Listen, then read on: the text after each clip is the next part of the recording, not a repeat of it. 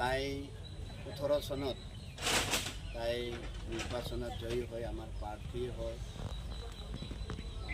আমি প্ৰেচিডেণ্টটো জিকিব নোৱাৰিলেও তেখেতক জিকাই আমি আমাৰ সন্মিলিত গণশক্তি অসম দলৰ স্বাভিমান আমি ৰক্ষা কৰিবলৈ সক্ষম হৈছোঁ। আমি তেখেতৰ আমি একেলগে অশেষ কষ্ট কৰি তেখেতক আমি এই ফুলৰ মালা এপি মেম্বাৰ হিচাপে আমি তাক দায়িত্ব দিছিলোঁ। দায়িত্ব সুচাৰুৰূপে তেখেত আজি প্ৰায় 2 বছৰ কাল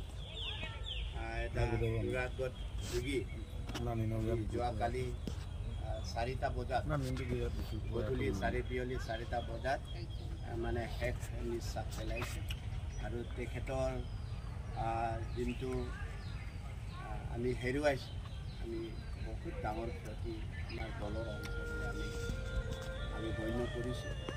গতিকে আমি মানুহ মাত্ৰেই এদিন আজি জীয়াই আছোঁ যেতিয়া এদিন আমি সকলোৱে মৰিব লাগিব।